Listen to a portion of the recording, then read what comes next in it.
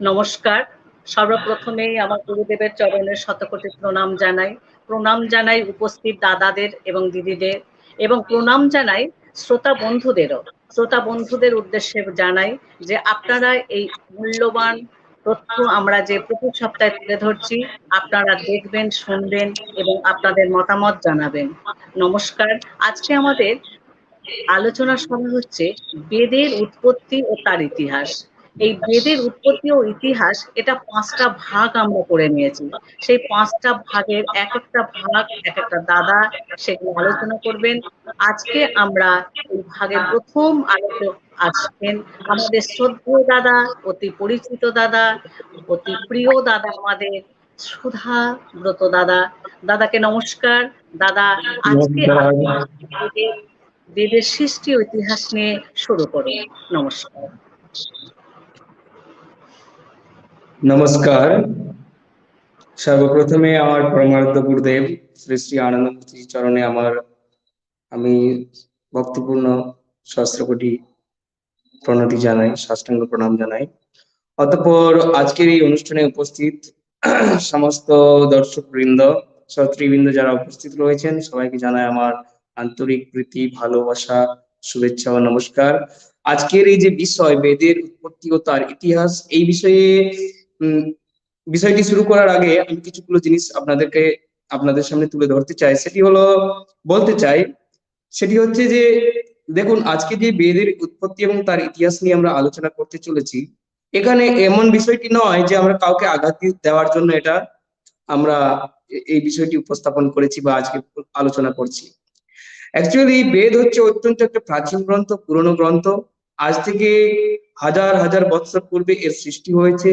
তার তার বেদের ভেতরে অনেক গূঢ়তত্ত্ব নিহিত রয়েছে। বিভিন্ন মুনি ঋষিরা এই গূঢ়তত্ত্ব সম্বন্ধে অনেক কিছু লিখেছেন বা বলেছেন, কিন্তু আপামর জনতা, আমজনতা বা সাধারণ মানুষ এখনো এই বিষয়ে তা মানে জ্ঞান প্রাপ্ত হয়নি বা জানতে পারেনি বেদ কি, প্রকৃত বেদের ভিতরে কি কি জিনিস রয়েছে, এর ভিতরে সেই সময় বা কবে সৃষ্টি হয়েছে, কোথায় সৃষ্টি হয়েছে, এটা জানতে পারেনি। তার কারণ হচ্ছে, অনেক কারণ রয়েছে। প্রথম কথা হলো আহ বেদকে তো শ্রুতি বলা হয়, অর্থাৎ বেদ মুখে মুখে আগে গুরুর মুখ থেকে শুনে শিষ্যরা মনে রাখতো। এইভাবে একটা ধারার মাধ্যমে বেদ এগিয়ে এসেছে। পরবর্তীকালে অনেকদিন পরে, আজ থেকে প্রায় 1500 থেকে 2000 বছরের মধ্যে বেদ লিখিত রূপ পায়।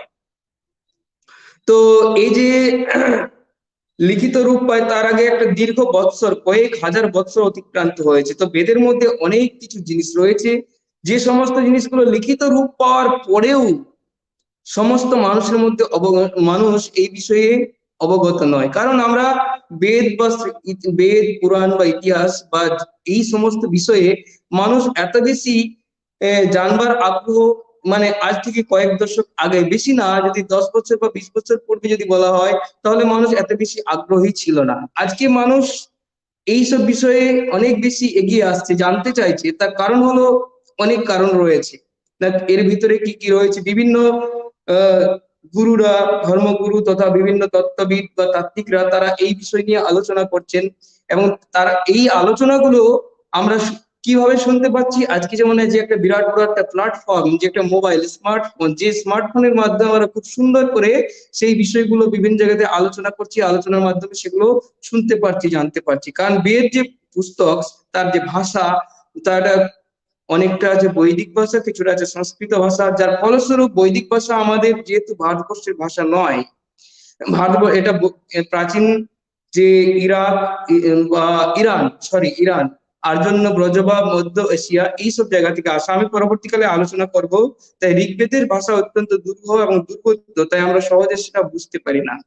কিন্তু এই যে এইরকম যে বিভিন্ন আমাদের প্ল্যাটফর্ম, যেখানে অনবরত দিনের পর দিন এই বিষয়গুলো নিয়ে চর্চা হচ্ছে, যে চর্চার মাধ্যমে মানুষ খুব সহজে এগুলো বুঝতে পারবে এবং সেগুলো জানতে পারবে। তো আজকে আমরা সবাই এখানে যারা উপস্থিত রয়েছি, যারা এই প্রোগ্রামটাকে পরিচালনা করছেন বা যারা বলছেন, সবাই কিন্তু কেউ কিন্তু বেদকে অবহেলা করে না, বেদকে ঘৃণাও করে না।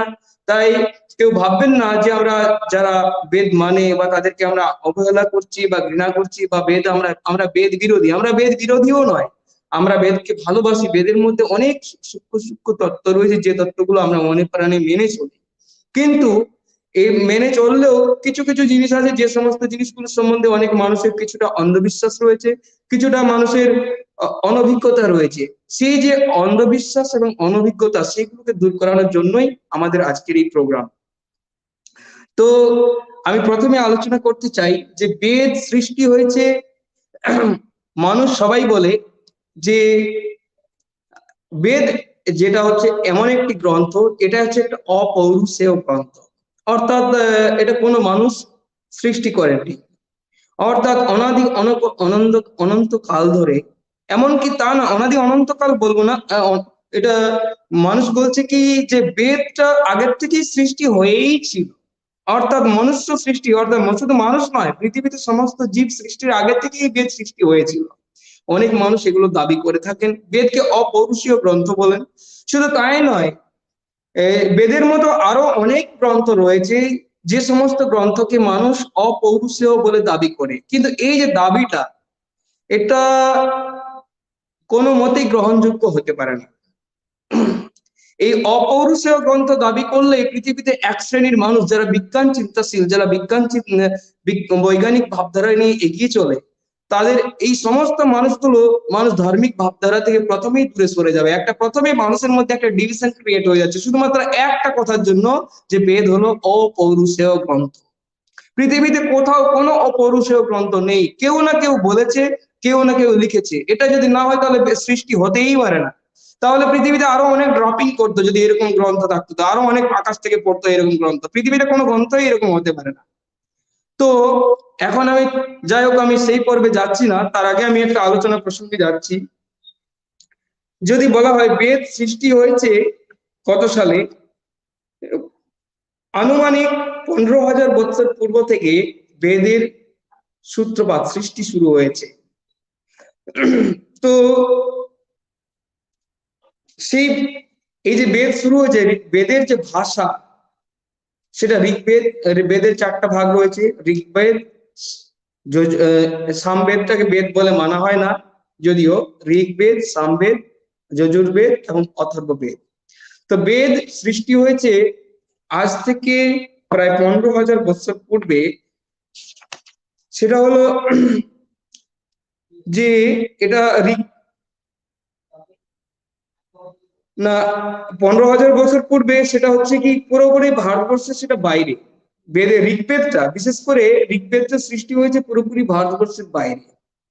এর সপক্ষে বা বিপক্ষে, মানে কি কেন ভারতবর্ষের বাইরে সৃষ্টি হয়েছে এবং এর সপক্ষে যে যুক্তিগুলো রয়েছে, সে বিজ্ঞান ভিত্তিক যুক্তি বা প্রত্নতাত্ত্বিক যে যুক্তি যদি বলা হয়, তাহলে আমরা এখানে দেখতে পাবো যে বেদের ভাষার সাথে বেদটা কেন ভারতবর্ষের সৃষ্টি হয়নি, বেদটা কেন বাইরে সৃষ্টি হয়েছে, বিভিন্ন প্রত্নতত্ত্ববিদ যারা দাবি করছেন যে বেদটা ভারতবর্ষের সৃষ্টি হয়নি, বেদটা সৃষ্টি হয়েছে কোথায় না, সৃষ্টি হয়েছে ইরানের দিকে, যে ইরান বা তার সৃষ্টি হয়েছে। এর মধ্যে কেন সেটা সৃষ্টি হয়েছে, সপক্ষে যুক্তিটা হচ্ছে এই যে ঋগ্বেদের যে ভাষা, সেই ভাষার সাথে অথর্ববেদ বা যজুর্বেদ বেদ, এই বেদের ভাষা এবং ব্যাকরণগত যে রীতি বা বিধি সম্পূর্ণ আলাদা, তার মধ্যে কোনো মিল পাওয়া যায় না। এবং ঋগ্বেদের যে ভাষা অত্যন্ত দুর্বোধ্য, তাই বিভিন্ন প্রত্নতত্ত্ববিদ এটা দাবি করেছেন যে ঋগ্বেদটা ভারতবর্ষে সৃষ্টি হয়নি, সৃষ্টি হয়েছে বহির্ভারতে। এখানে ধর্মপুর শ্রী আনন্দমূর্তিজিও একই কথা বলেছেন যে ঋগ্বেদ সৃষ্টি হয়েছে কোথায়, আনুমানিক 15,000 বছর পূর্বে, সেটা সৃষ্টি হয়েছে ভারতবর্ষের বাইরে। তখন মানুষের কোনো লিপি ছিল না, তাই যেহেতু কোনো লিপি ছিল না, তাই মানুষ কি করতো না, গুরুর মুখ থেকে শুনে শুনে শিষ্যরা মনে রাখতো। তাই বেদের অপর নাম কি, বেদকে কি বলা হয়, আমরা শ্রুতি বলি, এটা আমরা সবাই জানি। তো এই যে বেদ সৃষ্টি হয়েছে, এখন আমরা যদি দেখি যে বেদের যে ভাষা, এই ভাষাটা কিন্তু সংস্কৃত ভাষাও নয়। বেদের যে ভাষা, এটাকে বলা হয় আবেস্তার ভাষা বা বৈদিক ভাষা। আমরা যদি আবার নেক্সট এপিসোডে, আমরা এটা আমাদের পর্ব 1 হচ্ছে, দ্বিতীয় পর্বে আমরা এর প্রুফ নিয়ে আসবো যে বিভিন্ন প্রত্নতত্ত্ববিদ তারা কি বলছেন যে একটা সময় যে ইন্দো মানে ইরানীয় বা দক্ষিণ না উত্তর এশিয়া এবং পূর্ব ইউরোপ এইসব অঞ্চলে কি ছিল না এক ধরনের ভাষা চলতো যেটাকে বলতো বৈদিক মানে যাকে বৈদিক ভাষা বলা যেত। সেই যে ভাষা সেটাকে প্রত্নতত্ত্ববিদরা বলেছে আবেস্তার ভাষা। অর্থাৎ আবেস্তার ভাষা বলতে ঠিক কি বোঝাতে চাইছেন এই মুহূর্তে আমি সেটা আলোচনা করছি না, পরবর্তী আমাদের বক্তারা আলোচনা করবেন। তো সেই আবেস্তার ভাষার সাথে বর্তমানে যে বৈদিক ভাষা সেই বৈদিক ভাষার প্রচন্ড মিল রয়েছে। এর জন্য এটা প্রমাণ করে যে যে বেদের যে ভাষা, বিশেষ করে ঋগ্বেদের যে ভাষা, সেই ভাষাটা হচ্ছে আবেস্তা ভাষা, অর্থাৎ বৈদিক ভাষা বা বৈদিক ভাষা। এটা কোনো সংস্কৃত ভাষা নয়। অনেকে মনে করেন যে সংস্কৃত ভাষা সৃষ্টি হয়েছে কোথা থেকে, না বেদ থেকে। বেদের ভাষায় সংস্কৃত ভাষা এবং বেদ বহির ভারতীয় বা ভারতবর্ষের বাইরে থেকে বেদ এসেছে, সংস্কৃত ভাষা এসেছে। এটা কিন্তু ভুল, এটা ভ্রান্ত। সংস্কৃত ভাষা ভারতবর্ষে সৃষ্টি হয়েছে। এই বিষয়ে ধর্মগুরু শ্রী শ্রী আনন্দমূর্তিজি খুব সুন্দর একটা বক্তব্য দিয়েছেন। এর সাথে অনেক এভিডেন্স রয়েছে প্রত্নতত্ত্ববিদদের, তাদেরও কথার সাথে অত্যন্ত প্রচুর মানে প্রমাণ পাওয়া গেছে, মিল পাওয়া গেছে। সেটা হলো কি না বলছে যে একটা একটা ভাষা তখনকার দিনে প্রচলিত ছিল, সেটা হলো পৃথিবীতে দুই ধরনের একটা ছিল, একটা দক্ষিণ পূর্ব এশিয়া জুড়ে এক ধরনের ভাষা চলতো, আর একটা ছিল উত্তর পশ্চিমের একটা ভাষা চলতো সারা পৃথিবীর। একটা দক্ষিণ পূর্ব এশিয়া জুড়ে যে ভাষা চলতো সেই ভাষাকে সংস্কৃত ভাষা বলা হতো, আর উত্তর পশ্চিম দিকের যে ভাষা থাকতো সেটাকে বলা হতো বৈদিক ভাষা। তো ভারতের উত্তর পশ্চিমাংশে যতটা দক্ষিণ পূর্বাংশে ততটা নয়। আর্যদের ভাষা ছিল টোটালি বৈদিক ভাষা, কিন্তু সংস্কৃত ভাষা ভারতেরই ভাষা, এটা বাইরে থেকে আসেনি। বৈদিক ভাষায় অনেক পুরনো, এবং কতটা পুরনো তা মানুষ বলতে মানে বলা সম্ভব নয়, কারণ তাতে বৈদিক ভাষাতে যে পুস্তক রয়েছে বা আছে তা হলো পুরনো পুস্তক ঋগ্বেদ। আর সেই ঋগ্বেদও সেই সময় লিখিত অবস্থায় ছিল না। আর সেকালের মানুষ অ আ ক খ অক্ষর জ্ঞান কিছু জানতো না। প্রায় ৫ থেকে ৭ হাজার বছরের মধ্যে লিপি আসে, সেটা হলো ব্রাহ্মী লিপি এবং খরষ্টি লিপি, এবং তজ্জাত আরো অনেক লিপি সৃষ্টি হয়। যেমন আমরা বাংলা ভাষার যে লিপি ব্যবহার করি এটা বলে শ্রী হর্ষলিপি। তো এই যে লিপিগুলো, তো এই সমস্ত দিক থেকে আমরা বুঝতে পারি যে বেদের ভাষা মানে ঋগ্বেদটা পুরোপুরি তৈরি হয়েছে ভারতবর্ষের বাইরে, এবং ঋগ্বেদের ভাষাটাও হলো বৈদিক ভাষা। আর সংস্কৃত ভাষা কোনো বহির ভারতের ভাষা নয়, সংস্কৃত ভাষা হলো আমাদের ভারতবর্ষেরই ভাষা। এরপরে আসছে আর্যরা ঠিক কত সাল পূর্বে থেকে এই ভারতবর্ষে আর্যদের আগমন শুরু হয়েছে। এখানে একটা শব্দ আছে আর্যরা কি করেছে, বৈদিক ভাষা এনেছে। এখানে অনেক ধর্মগুরু তথা অনেক মানে রয়েছেন যারা আর্য শব্দের একটা অন্য মিনিংস মানে তারা বলেন, অন্য একটা অর্থ বলে থাকেন আর্য শব্দের। তারা মানে বলতে থাকেন আর্য মানে হচ্ছে কি না যারা বেদ জ্ঞানে জ্ঞানী বা মহৎ শব্দটা তারা ব্যবহার করা হয় বলে তারা। কিন্তু আর্য শব্দটা যে ইন্দো ইরানীয় শব্দ, এটা কিন্তু আমাদের এই সংস্কৃত শব্দ নয়। ইন্দো ইরানি, ওরা আরিয়া বলে, আরিয়া।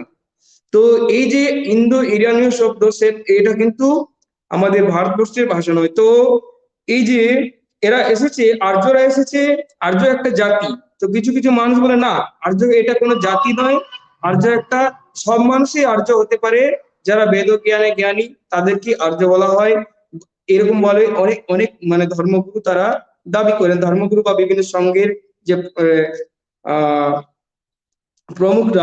সংঘ প্রমুখ তারা দাবি করে থাকেন।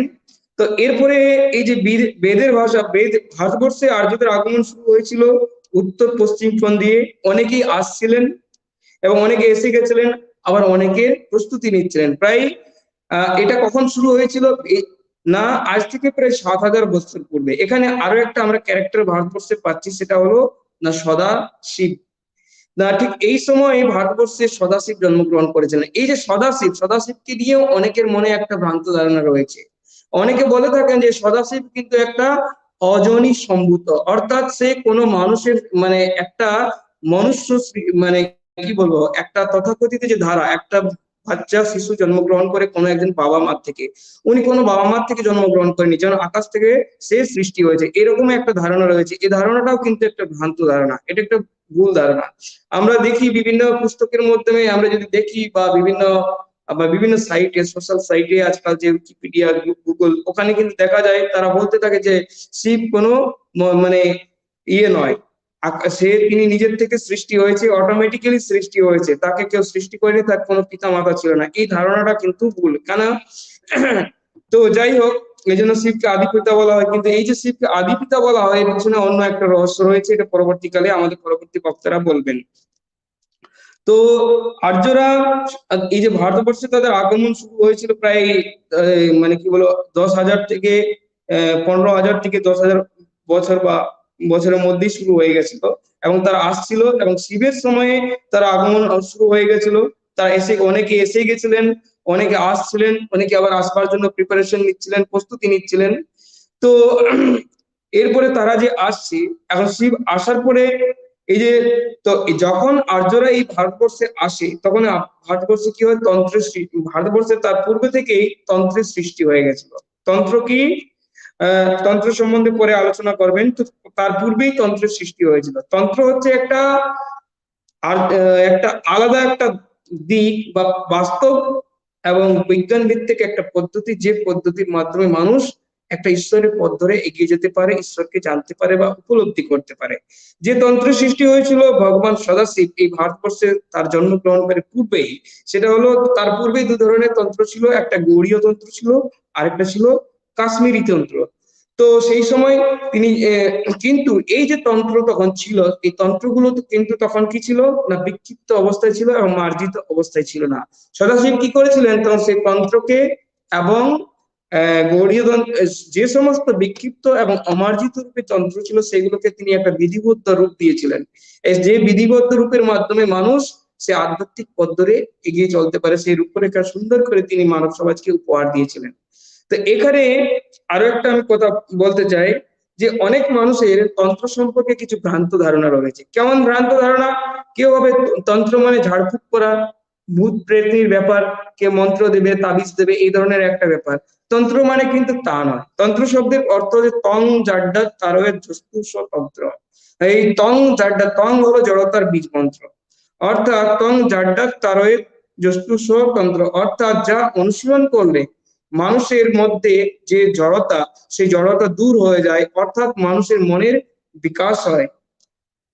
আরেকটা অর্থ রয়েছে তন্ত্রই যুক্ত সমান তন্ত্র। তো এই যে মনের যা অনুশীলন করলে মানুষের মনের বিকাশ হয়, তাই হলো তন্ত্র। এখানে তন্ত্রের দুটো ভাগ রয়েছে, বিদ্যা এবং অবিদ্যা। এই বিষয়ে আমি এখন যাচ্ছি না, কিন্তু তন্ত্র সম্পর্কে মানুষের যে ধারণা, যে তন্ত্র মানে ঝাড়ফুঁক করা, মন্ত্র দেওয়া, এটা কিন্তু নয়, এটা একটা ভ্রান্ত ধারণা। তো এই ভগবান সদাশিব আসার পর থেকে তন্ত্রকে মানে সুন্দর করে একটা রূপ দেন। এই রূপ দেওয়ার পর একটা পরিমার্জিত এবং সুন্দর রূপ দেন। তারপর বৈদিকরা যখন ভারতবর্ষে এসেছিলেন, তখন এই বৈদিক ভাবধারা এবং তান্ত্রিক ভাবধারা, এই যে তন্ত্র সংজাত যে একটা সমাজ সৃষ্টি হয়েছিল, সেই সমাজের সাথে একটা বৈদিক সমাজের একটা ভীষণ একটা দ্বন্দ্ব সৃষ্টি হয়েছিল। এবং তারা কি করতো, নিজেকে, এই যে আর্য নামটা, তারা কিন্তু নিজেকেই স্বঘোষিত নাম, এটা কিন্তু প্রচন্ড অনেক এভিডেন্স রয়েছে, অনেক প্রুফ রয়েছে। আর্যটা হলো একটা স্বঘোষিত নাম, যারা নিজের থেকে নিজেকে আর্য বলে তারা দাবি করেছিল। যে আমরা, এবং তারা কি অর্থ রেখেছিল, যে যারা মানে বেদের জ্ঞানী, যারা বেদ সম্পর্কে জানে, তারাই হচ্ছে আর্য। আর তারা ভারতবর্ষে যখন আসে, তখন ভারতীয় মানুষকে তারা অনার্য বলে দাবি করেছিল। এবং এর পিছনে আরো অনেক যুক্তি বা লজিক রয়েছে। তো এখন এই যে ভারতবর্ষে, এখন আমি একটু পিছনের দিকে যদি চলে যাই, তো ঋগ্বেদে যদি আমরা দেখি, তো বিভিন্ন এভিডেন্স রয়েছে, যে এভিডেন্সের মাধ্যমে আমরা যদি দেখতে পাই, সবাই একই কথা বলছে, যে ঋগ্বেদটা হলো টোটালি প্রথম দিকটাতে মূর্তি পূজা না, প্রকৃতি পূজাকে কেন্দ্র করে। অর্থাৎ মানুষ যে একটা, যদি আমরা সূর্য কি হচ্ছে না, সূর্য মানুষকে আলো দেয়, যে আলো দেওয়ার ফলে কি হচ্ছে, আমরা গাছপালা সৃষ্টি হচ্ছে। আগুন কি হচ্ছে, আগুনের দ্বারা আমরা জ্বালানি তৈরি করছি, মানে আমাদের আলোর সৃষ্টি হচ্ছে। তো তার জন্য অগ্নিদেব রূপে সূর্যের পূজা, তারপরে বরুণ মানে ইন্দ্র, বরুণ মানে বাতাসের পূজা, এরকম করে বিভিন্ন প্রকৃতি যেগুলো আলো, বাতাস, জল, বায়ু, অগ্নি, এইসবের পুজো করতো।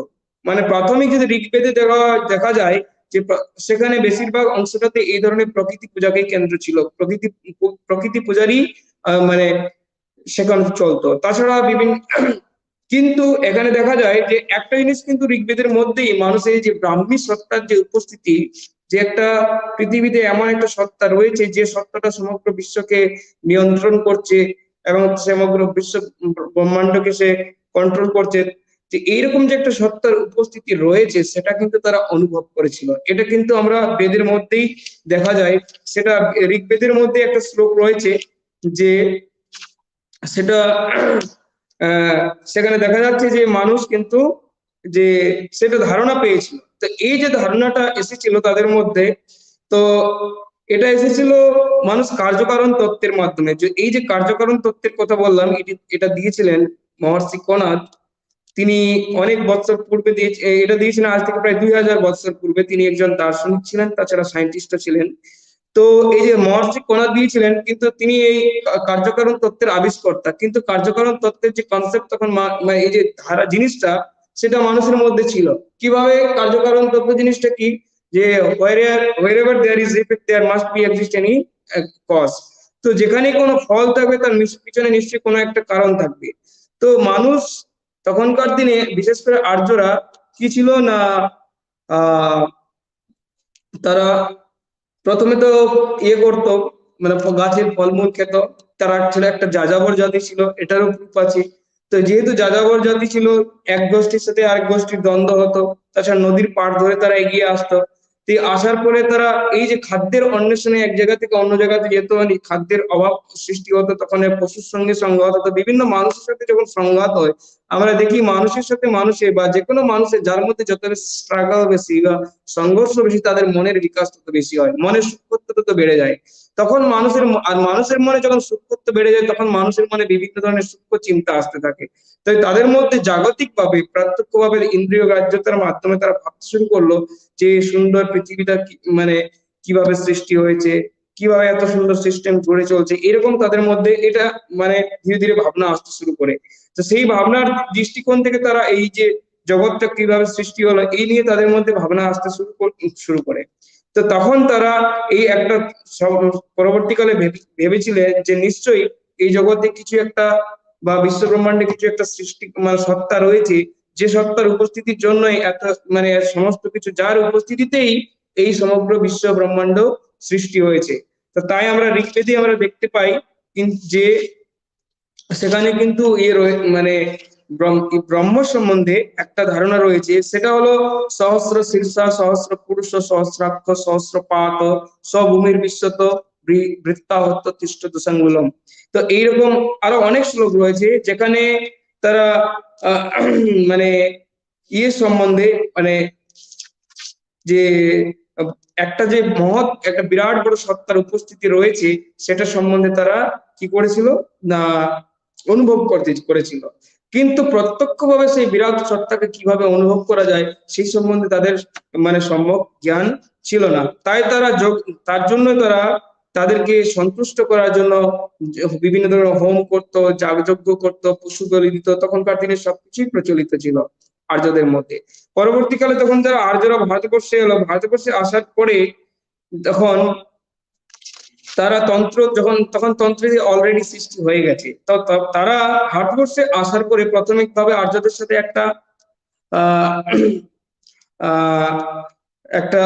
সাথে একটা সমস্যা সৃষ্টি হচ্ছিল, যুদ্ধ বিগ্রহ হয়েছিল ঠিকই, কিন্তু পরবর্তীকালে তারা আর্যদের সাথে এবং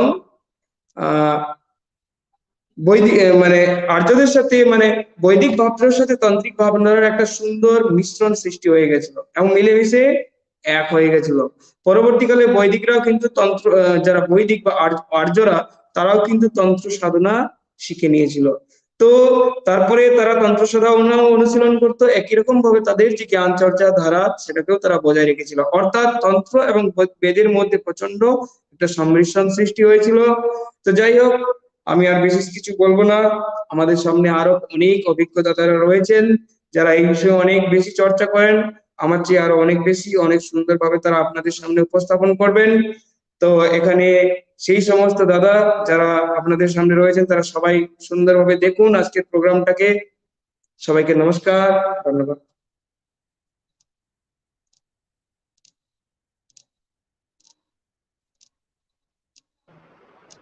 নমস্কার দাদা, আপনার আলোচনা খুব সুন্দর হলো, ধন্যবাদ আপনাকে, আচার্য সুধানন্দ দাদাকে। এরপরে আমাদের মধ্যে অনেকই দাদা আছেন, উপস্থিত আছেন। এবার আমি বিমল কৃষ্ণ দাদাকে কিছু বলার জন্য অনুরোধ করছি।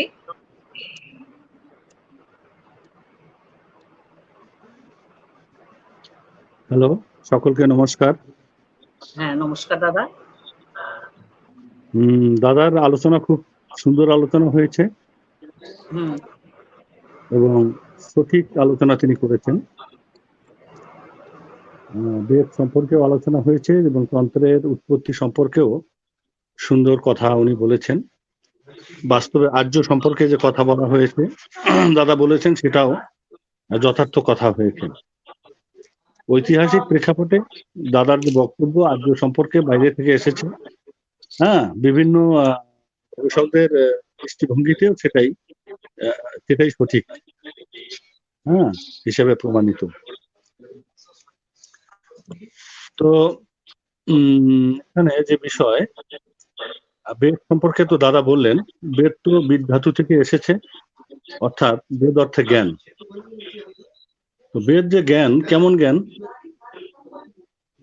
বেদের তো প্রকৃতি উপাসনা দিয়েই বেদ শুরু, আর সেখানে বেদের যে প্রথম যে সূক্তটা অর্থাৎ মন্ত্রটা, সেটা হচ্ছে বিশ্বামিত্র ঋষির পুত্র মধুসন্ধা ঋষি,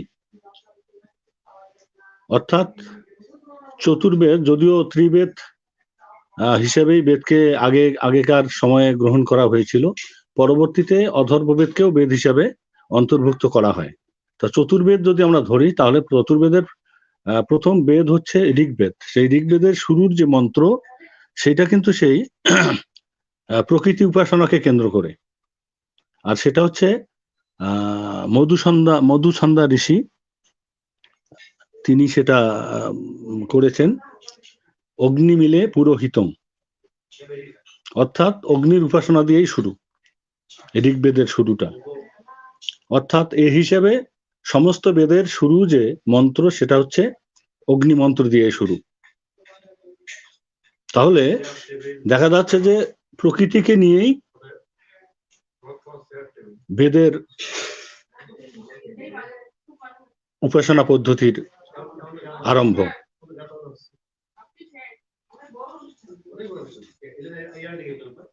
এটাই বোঝা যাচ্ছে।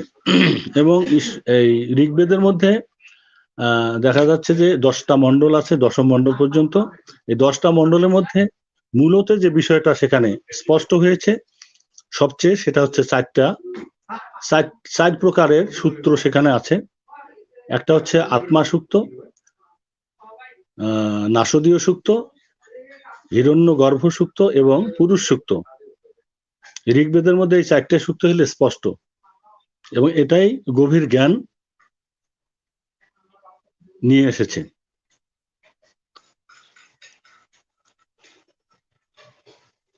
আর এর মধ্যে অন্যান্য আছে, যা আছে তা বলা যায় যে বিশেষ করে সেই দেবতাদের সম্পর্কে বিভিন্ন আহ্বান করা হয়েছে, উপাসনা করা হয়েছে, এবং পশু পালন এবং পশু বলি, যাই হোক, তাদের জীবন চর্চার কালে যেভাবে চলতে হয় সেই দিকগুলোই সেখানে রয়েছে।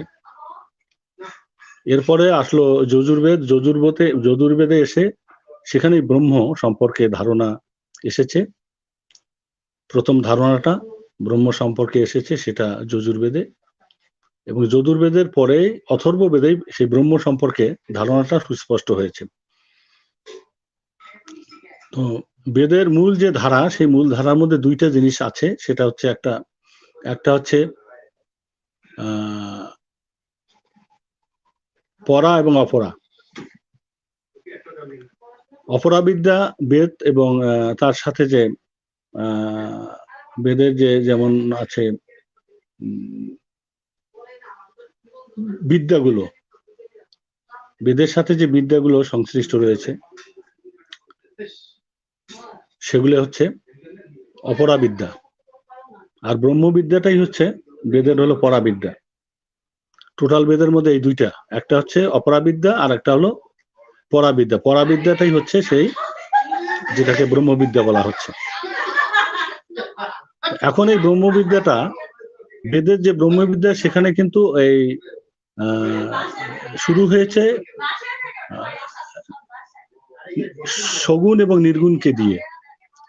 যেমন একো দেব সর্বভূতেষু গুরু সর্বব্যাপী সর্বভূতান্তরাত্মা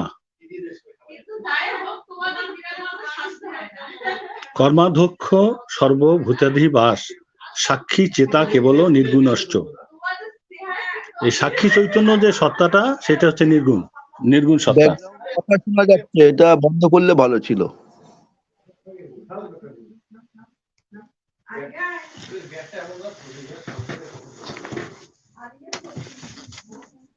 হ্যাঁ দাদা বলুন। হ্যাঁ, তো এই যে সাক্ষী সত্তা রূপে নির্গুণ এবং সগুণ যে সত্তা, সেই সত্তাই হচ্ছে গুণময় এবং তিনি দয়াময়, তিনি করুণাময়, তিনি তার থেকেই জগতের উৎপত্তি। অর্থাৎ এটাই হচ্ছে বেদের হলো পরাবিদ্যা। আর অপরাবিদ্যা হলো তারপরে ওই সৃষ্টির পরে থেকে সৃষ্টির উপরে অর্থাৎ প্রকৃতির উপরে যে উপাসনা, সেটাই হচ্ছে অপরাবিদ্যা। তো যখন দাদা যেভাবে বললেন নাকি, অর্থাৎ আর্যরা আসলো, আসার পরে এখানে ছিল অনার্য। ভারতবর্ষের আগেকার দিনে অনার্য ছিল বেদ আসার আগেই। বেদ যখন আসলো সেই অনার্যদের সাথে প্রথম যুদ্ধ বিগ্রহ হলো, যেটা আমরা মানে জানি যে দুর্গাপূজার মন্ত্রেই আছে ইয়া দেবী সর্বভূতেষু মাতৃরূপেণ সংস্থিতা, এবং শুরুতেই আছে যে অর্থাৎ এসো চন্দন গন্ধে পুষ্পে বিল্ল পত্রাঞ্জলি অম্বে অম্বে অম্বালিকে নমনয়তি কশ্চন সশস্তর শখ সুভদ্রিকাং কাম্পিল্য বাসিনী দুর্গে দুর্গে যক্ষণী সাহা দক্ষ যজ্ঞ বিনাশন্যই মহাঘোরই হরিপ্রতয় দুর্গে দুর্গে দুর্গা দেব্যই নম। এই যে মন্ত্রগুলো আছে, এই মন্ত্রের মধ্যে আমরা দেখতে পাচ্ছি যে দুর্গা দেবী, যে যিনি দুর্গা অর্থাৎ পার্বতী, তার বাবা দক্ষ রাজা, এবং সেই দক্ষ রাজার জামাই অর্থাৎ দুর্গার স্বামী হচ্ছেন, অর্থাৎ পার্বতীর স্বামী হচ্ছেন সেই সদাশিব। কিন্তু সদাশিব ছিলেন অনার্য এবং পার্বতী আর্যকন্যা। যেহেতু বিয়ে হয়ে গেছে, তারপরে কিন্তু তার পার্বতীর বাবা দক্ষ রাজা সেটাকে মেনে নিতে পারেন নাই। আর্য রাজা তিনি মেনে নিতে পারেন নাই। মেনে নিতে না পারার কারণে তিনি কি করলেন, যে খুব একটা সম্পর্ক ভালো ছিল না শ্বশুর এবং তার জামাইয়ের মাঝে। পরে কি হলো, যে উনি একসময় যজ্ঞ করলেন, সেই যজ্ঞ যখন করলেন, সেই যজ্ঞে সবাইকে নিমন্ত্রণ করলেও তিনি তার বিশেষ করে মেয়ে জামাইকে নিমন্ত্রণ করেননি। যখন পার্বতী সেটা জানতে পারলেন যে বাবা আমার স্বামীকে নিমন্ত্রণ করেনি, ক্ষোভে দুঃখে অভিমানে তিনি কি করলেন, ওখান থেকে রাগ করে চলে আসেন। চলে আসার পরে এবং তার সাথে যারা আছেন সবাইকে নিয়ে চলে আসেন। এসে কি করলেন, একেবারে সে রাগ করে আগুনের মধ্যে দেহত্যাগ করলেন, তার সেই যজ্ঞের আগুনের মধ্যে লাফ দিয়ে পড়ে সেখানে দেহত্যাগ করলেন। পরবর্তীতে এটা শিব জানলেন, জানতে পেরে চলে আসলেন। এটা পুরাণের কথা। আসার পরে তারপর সেই মৃতদেহকে ঘাড়ে নিয়ে ঘুরে বেড়ালেন। সে যেখানে যেখানে তার পার্বতীর অর্থাৎ দুর্গার শরীরের অংশ পড়লো, সেখানে সেখানে অর্থাৎ 52টা পীঠ তৈরি হলো আর কি, ধর্মপীঠ। দাদা আপনি বেদ সংক্রান্তই আলোচনা করুন। হ্যাঁ, আমি সেইটাতে আসছি, কারণ এই ঐতিহাসিক প্রেক্ষাপটে আসতে গেলে অর্থাৎ এই যে আর্য এবং অনার্যদের যে মধ্যে যে মানে বিতর্কটা, তাদের মধ্যে যে একটা দ্বন্দ্ব সংঘর্ষ যেটা ছিল, এটা কিন্তু চলে আসছিল আর্যরা আসার পরে, এবং তারই কিন্তু ফলশ্রুতিটা, যদিও এটা পুরাণের কথা, ফলশ্রুতিটা কিন্তু এভাবেই চলে আসছিল। তো এই যে শিব তিনি কে, এই যে শিব তিনি কে, এই যে পার্বতীর স্বামী যে শিব, তিনি কে? এখানেই আসলে তারক ব্রহ্ম প্রসঙ্গটা আসতেছে। এখানেই তন্ত্রের যে উৎস, সেই তন্ত্রের উৎসটা কিন্তু এখান থেকেই শুরু। শিব থেকেই তন্ত্রের তন্ত্রের যে ধারাটা স্পষ্টভাবে, অর্থাৎ মহাসড়কের রূপ যিনি দিয়েছিলেন, তিনি হচ্ছেন সেই সদাশিব। এর আগেও সদাশিবের আগেও তন্ত্র ছিল, কিন্তু সেটা মানে অনেক অনেক অনেক ভাগে ছিল, এবং সেটা বলা যায় যে রাস্তাগুলো ছিল অনেক কাঁচা রাস্তা বা অনেক মানে দুর্গম রাস্তা ছিল। কিন্তু শিব কি করলেন, সেই তন্ত্রকে নিয়ে এসে তিনি কি করলেন, সেই তন্ত্রকে একটা বিরাট মহিরূপে তিনি প্রতিষ্ঠিত করলেন। আর তখনই আসলে তারক ব্রহ্ম, এই যে বলা হলো যে নির্গুণ ব্রহ্ম, সগুণ ব্রহ্ম, কিন্তু তারক ব্রহ্ম যে একটা ব্রহ্ম, সেই ব্রহ্মের ধারণাটা কিন্তু তন্ত্র থেকে এসেছে। আর সেই তারক ব্রহ্ম রূপে সেই সদাশিবই, পার্বতীর স্বামী সদাশিবই তারক ব্রহ্ম রূপে, তিনি কিন্তু তারক ব্রহ্ম। তা তারক ব্রহ্ম ধারণাটা এই জন্য, এটা হচ্ছে যে তন্ত্রের ধারা থেকেই এটা এসেছে। এই যে বেদের মধ্যে সেই নির্গুণ সম্পর্কে এবং সগুণ সম্পর্কে যে ধারণা আছে, কিন্তু তারক ব্রহ্ম সম্পর্কে বেদের মধ্যে ধারণা নাই। সেই ধারণাটা এসেছে তন্ত্র থেকে। তাহলে আদিপিতা তিনি কেন? এই যে সদাশিব, তাকে আদিপিতা কেন বলা হচ্ছে? আদিপিতা বলার এইটাই কারণ, তারক ব্রহ্ম কি, যেখানে শ্রী শ্রী আনন্দমূর্তিজি বাবা সেখানে আনন্দ সূত্রমে তিনি দিয়েছেন ভাবাতীত, তার যে সংযোগ বিন্দু, সেই বিন্দুস্থ যে অবস্থান, সেটাই হচ্ছে তারক ব্রহ্ম।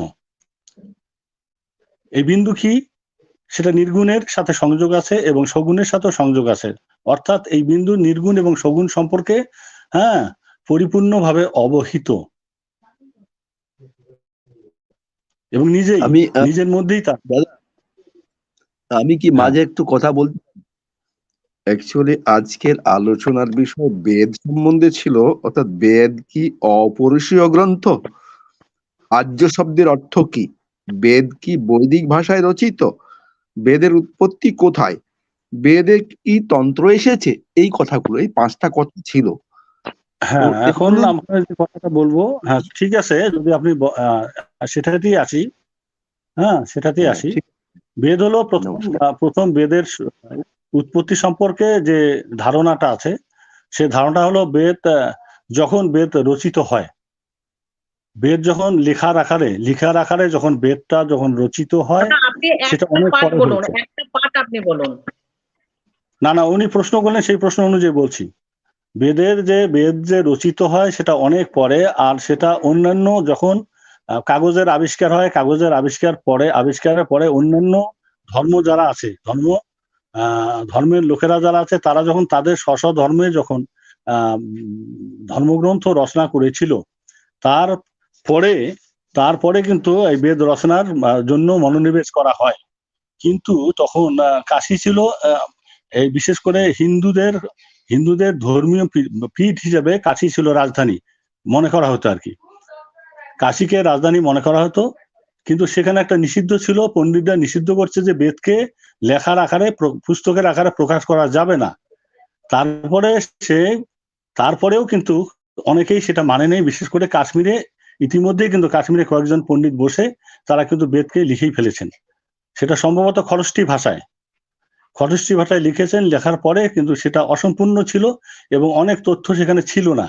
পরবর্তীতে যখন দেখা গেল যে কাশ্মীরের পণ্ডিতরা যখন দেখলেন যে ইতিমধ্যেই যখন তারা এটা একটা লিখেই ফেলেছেন, একটা বের করেই ফেলেছেন, তখন কিন্তু তারা বসলেন যে না, তাহলে আর যেহেতু বের করেই ফেলেছেন, এখন এটাকে শুদ্ধ এবং সঠিকভাবে বের করতে হলে আমাদের সবাইকে বসে আবার আমরা সেটা কোথায় কার কাছে কতটুকু, যেহেতু শ্রুতি এবং সেটাকে কার কাছে কতটুকু আছে, তাকে সবাই বসে আমরা সেটা নতুন করে আমরা একটা পরিপূর্ণভাবে বেদকে লিখে ফেলি। তখন কাশ্মীরে পণ্ডিতরা বসলেন, ব্রাহ্মী ভাষায় এখানেই বেদটা আবার লিখা হলো, এবং সেইটাই পরিপূর্ণভাবে বেদ হিসাবে আখ্যায়িত হলো। তো এখন বেদের ভাষা বেদের ভাষা বলতে সেটাকে আমরা ব্রাহ্মী লিপি বলতে পারি। ব্রাহ্মী লিপিতে প্রকাশ হলো, কিন্তু ব্রাহ্মী লিপিতে প্রকাশ হলো বেদের যে কথা, অর্থাৎ কথ্য ভাষা যেটা বলা হয়, বেদের কথ্য ভাষাটা, সেই কথ্য ভাষাটা তার ব্রাহ্মী লিপিতে হলেও কথ্য ভাষাটা অনেক প্রাচীন এবং সেটা ভারতবর্ষের অবশ্যই বাইরের। ভারতবর্ষের অন্যান্য ভাষার সাথে তার সামঞ্জস্যটা একটু কমই ছিল আঞ্চলিক ভাষার সাথে, যদিও ব্রাহ্মী লিপিতে বেদকে লিখা হয়।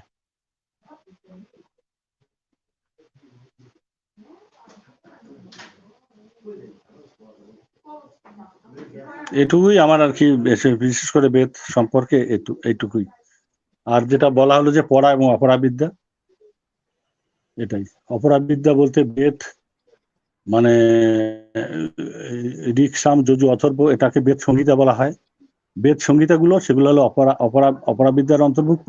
আর যেটাকে ব্রহ্মবিদ্যা বা পরাবিদ্যা বলা হয় সেটা হচ্ছে উপনিষদ, বেদান্ত। আর বেদকে আমরা যেটাকে, নমস্কার দাদা, নমস্কার। নমস্কার। বলছি, আমার একটা প্রশ্ন ছিল যে যারা বৈদিকরা রয়েছেন তারা দাবি করেন যে মানে এই যে যোগ সাধনা বা তন্ত্রের যতগুলো রয়েছে, পাঠ রয়েছে, মানে বেদের মধ্যে যত কিছু তন্ত্র সম্বন্ধে, যোগ সম্বন্ধে যত কিছু রয়েছে, এটা ওনারা বলেন এটা মৌলিক বিষয়, এটা বেদেরই মৌলিক বিষয়। এটা কোনো মানে তন্ত্র সম্বন্ধে, মানে তন্ত্রের কোনো ছোঁয়া বা তন্ত্র হলো কি, কিছুই আসেনি। যারা বেদ পড়েছেন তারা বেদের না দাদা, আমার প্রশ্নটা ক্লিয়ার করি। তাহলে কি মানে এটা আপনি একটু যদি ক্লিয়ার করতেন যে বেদের মধ্যে কি তন্ত্র আশ্রিত, মানে তন্ত্র কি মিশ্রিত, মানে তন্ত্র কি এসেছে, এটা কিভাবে এসেছে, এটা কি যুক্ত করা হয়েছে না আগে থেকেও সেরকম কিছু একটা ছিল? ধন্যবাদ। বেদের মধ্যে যে তন্ত্রটা এসেছে এটা তো উপনিষদের মধ্যে পাওয়া যাচ্ছে, এবং সেখানে স্পষ্ট এই যোগ সম্পর্কে আলোচনা সেখানে হয়েছে, এবং আলোচনার পরে বলা হয়েছে এই প্রথম, সেখানে মন্তব্যে বলা হয়েছে এই প্রথম যোগ সম্পর্কে বেদে আলোচনা লক্ষ্য করা যাচ্ছে, ভাষ্যকারদের মতামত। আচ্ছা আচ্ছা, তো এখানে আমার আর কিছু বলার নেই। এখানে আমাদের আরো রয়েছেন, এখানে ভবতোষ দাদা রয়েছেন। ভবতোষ দাদা শুনতে পারছেন? এবং সেটাও তো আছে, তাছাড়া মনে করেন গুরু সম্পর্কেও কিন্তু ওই যে উপনিষদেই এসেছে, সেখানেও বলা হয়েছে যে গুরু সম্পর্কে স্পষ্ট ধারণা, গুরুর কাছে যে দীক্ষা নিয়ে এগিয়ে যেতে হবে সেই স্পষ্ট ধারণাটা উপনিষদেই দেওয়া আছে, অর্থাৎ বেদান্তেই দেওয়া আছে। তো যাই হোক, ভবতোষ দাদা শুনতে পাচ্ছেন? দাদা আমি 1 মিনিট নিচ্ছি, 1 মিনিট সময় দাদা নিচ্ছি। শুনতে পাচ্ছি। দাদা আপনার পরিচয় দেন। এবং দাদা রয়েছেন, বিমল দাদা রয়েছেন, খুবই অভিজ্ঞ, উনি বাংলাদেশ থেকে। আর এখানে আরো সবাই রয়েছেন, তো একটু কথা বলুন। আপনার যদি কোনো প্রশ্ন থেকে থাকে দাদাকে করতে পারেন। ওকে, আমার কথা এখানেই। তো কৃষ্ণদাকে আজকের এই নমস্কার, আপনি অনেক কিছু বললেন। এরপরে আমরা চলে আসছি ওই ভবতোষ দাদাকে কাছে। দাদা আপনার পরিচয় দিন এবং আজকের যে বেদ সৃষ্টি ও তার ইতিহাস, আপনি সেই সংক্রান্ত কিছু বক্তব্য তুলে ধরুন। নমস্কার দাদা। নমস্কার। তো আজকের এই মহতী অনুষ্ঠানে যারা যুক্ত আছেন ও যারা এই অনুষ্ঠানটি দেখছেন সবাইকে জানাচ্ছি নমস্কার। আমি ভবতোষ নাগ। এই নিউম্যানিস্টিক সোসাইটির যে পেজটা, ইউটিউব যে চ্যানেলটি আছে, এর আমি একজন নিয়মিত শ্রোতা। তো সেই শ্রোতার সারি থেকে আমি দু কথা বলার সুযোগ পেয়ে নিজেকে একটু ধন্য মনে করতেছি। তো আমি দেখেছি যে এই পেজটি সত্য বা কোনো সত্য ঘটনা, সেটা যত কঠিন হোক, কষ্টদায়ক হোক, এই পেজটি নির্বিঘ্নে সেটা প্রকাশ করে। এই জন্য পেজটির কাছে আমরা কৃতজ্ঞ। তো আজকের যে আলোচ্য বিষয়, বেদ সৃষ্টি ও তার ইতিহাস, তো এই বিষয়ের প্রেক্ষিতে কতগুলি যৌক্তিক দাবির সমাধান হওয়া প্রয়োজন। বেদ কি অপরিসীয় গ্রন্থ? আর্য শব্দের অর্থ কি? বেদ কি বৈদিক ভাষায় রচিত? বেদ সৃষ্টি কোথায়? বেদ ও তন্ত্রের মধ্যে পার্থক্য, এই বিষয়গুলি আজকে বেদের এই বিষয়গুলি কেন এত প্রয়োজন হয়ে গেল যে আলোচনার জন্য। তো আজকে আমরা সমাজ ব্যবস্থায় দেখতে পাই যেটা, যে দুইটা ধারা চলছে সমাজে। একটা হলো বৈদিক ধারা আর একটা হলো তান্ত্রিক ধারা। তো এই দুইটা ধারায় চলতে গিয়ে দেখা গেছে যে যে তন্ত্র যে ধারাটা সমাজে একদম মানুষ জানেই না। কেন জানে না? সেই বিষয়টা জানতে গেলে বেদকে জানতে হচ্ছে, বেদের উৎপত্তি জানাটা খুবই জরুরি হয়ে গেছে। সাধারণ মানুষ এই বেদকে ভালোভাবে না জানার কারণেই তন্ত্রটাকে সম্পর্কে একটা বাজে ধারণা, তন্ত্র নিয়ে একটা বিকৃত ধারণা সাধারণ মানুষের মধ্যে রয়ে গেছে। তো সুধাব্রত অবধূত দাদা যে কথাগুলি বললেন, সেই কথাগুলি যে বেদ সৃষ্টির এখানে কথাগুলি খুব স্পষ্টভাবে দাদার কথা থেকে আসছে। তো আমি সে কথাতে যাব না। তো আমরা যে বিষয়টাকে এখন তুলে ধরা জরুরি ভীষণ, যে আসলে বেদ অপরিসীয় কিনা, অর্থাৎ অপরিসীয় বলতে এটা ভগবানের কথা কিনা। তো আমি যে কথাটা বলতে চাচ্ছি, যে এই যে আমি কথাগুলি বলছি, আমি যদি বলি এগুলি আমার কথা নয়, ঈশ্বরের কথা। কারণ শব্দ ব্রহ্ম, ঈশ্বরীর ব্রহ্ম, এই কথাগুলি ঈশ্বরেরই। তাহলে কি হলো, ঠিক বেদের যে কথাগুলি আসছে, যে বেদের যে মন্ত্রগুলি, বেদের যে সূক্তগুলি আসছে, সেই সূক্তগুলি কেন ঈশ্বরীয় ভাবনা হলো, এই বিষয়টা নিয়ে আমাদের আলোচনা করা ভীষণ জরুরি। তার সঙ্গে জরুরি হলো বিষয়টা যে এই কথাগুলি কোত্থেকে আসলো, কোন ভৌগোলিক অবস্থানে এই কথাগুলি, এই সূক্তগুলি রচনা হলো, সেগুলো স্পষ্ট করে সাধারণ মানুষের কাছে তুলে ধরা ভীষণ জরুরি। তা না হলে যে আধ্যাত্মিকতার যে এই যে তারক ব্রহ্ম আসছিলেন, তাদেরকে যে দাবিয়ে রাখা হলো পলিটিক্যালি, সেই বিষয়গুলি সাধারণ মানুষ জানবে না। তো এই বিষয়গুলি জানার জন্য যে বিষয়টা স্পষ্ট হলো, যে এই যে বেদ রচনার পূর্বে ঈশ্বর সম্পর্কে যে মানুষের যে ধারণাটা আসছিল, এটা দেখেছি যে একটা প্রকৃতি, বিমল দাও সে কথাগুলি নিয়ে আসছেন এখানে, যে একটা বড় গাছকে ঈশ্বর ভাবনা ভাবে তার প্রতি যে মাথা নত হয়ে গেছিলেন, একটা পাহাড়কে ঈশ্বর ভাবনা আরোপ করছিলেন। তো যে মানুষ, যে ঋষিগুলির মাধ্যমে যে এত বেদের মন্ত্রগুলি, এত সুন্দর কথাগুলি আসছিল, সেই কথাগুলিও মনে হচ্ছিল না যে তাদের কথাই, সেই ভাবনা থেকেই তাদেরকে ঈশ্বরীয় ভাবনা বলা যেতে পারে। তো তার চেয়ে বড় কথা হলো, এই যে বেদ যে অপরিসীয় নয়, এটা আজকে যারা বেদবাদী আছেন, অগ্নিবীর, আর্য সমাজ, তাদের যে শ্রদ্ধেয় সরস্বতী, দয়ানন্দ সরস্বতী, তারাও বলছেন যে এই যে বেদের ঋষিরা সাধারণ মানুষ ছিলেন। তো এবং এই সাধারণ মানুষগুলি যা আহ, যে সূক্তগুলি তারা দ্রষ্টা ছিলেন, যা দেখেছিলেন, সেগুলি ঈশ্বরের কথা, অবশ্যই ঈশ্বরের কথা। কিন্তু এই ঈশ্বরের কথাগুলি তো নেগেটিভও, আমরা ঈশ্বরের কথাগুলিতে দুইটাই পাই, পজিটিভ এবং নেগেটিভ।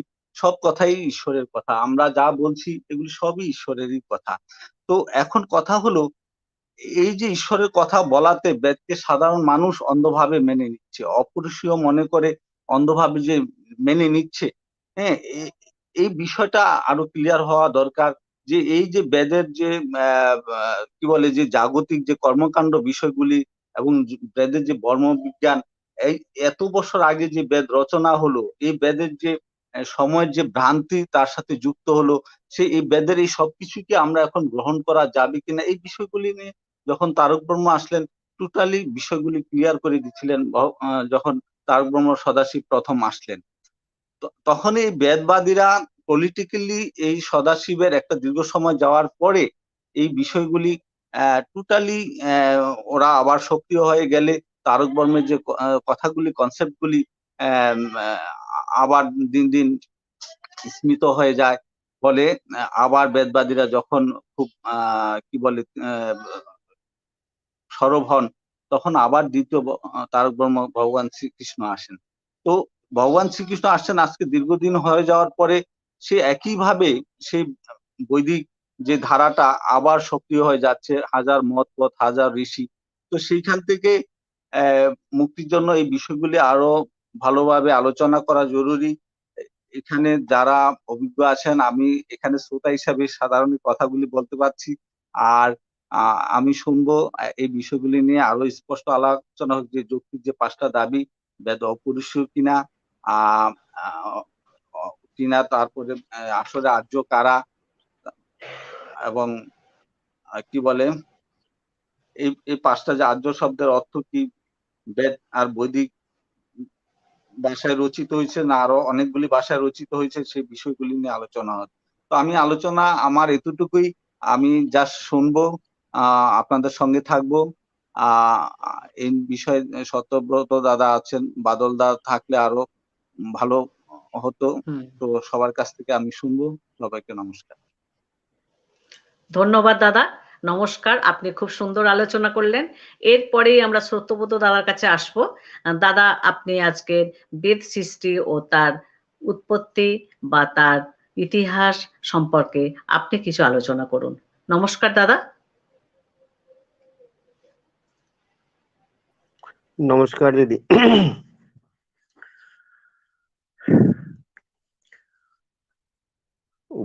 উপস্থিত সকল বক্তাদের নমস্কার, শ্রোতা বন্ধুদেরও নমস্কার।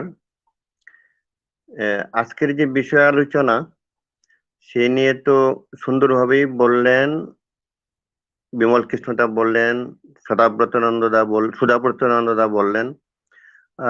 সৃষ্টি সম্বন্ধে সব কথাগুলি সুস্পষ্ট মনে হলো। তো আমি পূর্বেও বলেছিলাম, বিশেষ করে বেদ অপৌরুষেয়, এই কথাটার উপর আমি কিছু কথা পূর্বে বলেছিলাম। তো আজকে আবার দেখি এটা নিয়ে আলোচনা করাতে চাইছেন। তো সেই ব্যাপারেই আমি কথা বলছি, 2-4 কথা। হ্যাঁ,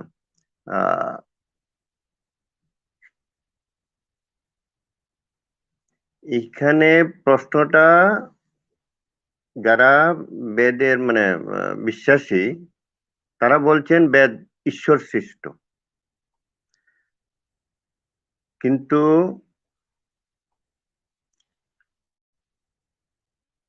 বিংশ শতাব্দীর, যখন আমরা পড়লাম বিংশ শতাব্দীর যে জ্ঞান, সেই জ্ঞানের বিচারে দেখা যাচ্ছে যে কি করে অপৌরুষেয় হয়। বেদের বিশ্বাসীদের তারা দাবি করছেন যে এটা ঈশ্বর সৃষ্ট, মানব সৃষ্ট নয়। একই রকম দাবি আছে কোরআনের ব্যাপারেও। হ্যাঁ, ইসলাম ধর্মের কোরআন, সেখানেও বলা হচ্ছে যে আল্লাহ সৃষ্ট, মোহাম্মদ সৃষ্ট নয় কোরআন। হ্যাঁ, তো এই দাবিটা তো পরিষ্কার হওয়া দরকার, কারণ এখানে এই দাবিটা দেখা যাচ্ছে ভ্রম।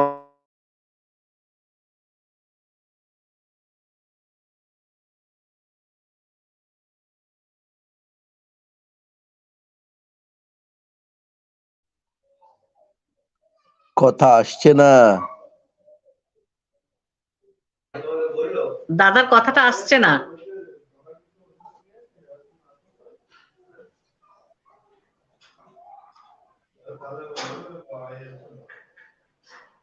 যে কোনো কারণে যন্ত্র বিকল হয়েছে দাদা। তা এরপরেই তাহলে রতনদাকে কিছু বলার জন্য অনুরোধ করি। দাদা নমস্কার। আজকের যে বেদ সৃষ্টি ও তার ইতিহাস, তাই নিয়ে আপনি কিছু আলোচনা করুন। নমস্কার দাদা। অ্যাকচুয়ালি নমস্কার সবাইকে, নমস্কার। অ্যাকচুয়ালি সত্যদার আলোচনাটা কমপ্লিট হলে ভালো ছিল। হ্যাঁ, ওনার যে কোনো কারণেই ওনার আসছে না। হ্যাঁ, কোনো কথা বোঝাই যাচ্ছে না। একটা কথা হচ্ছে বেদ কি অপৌরুষেয় গ্রন্থ।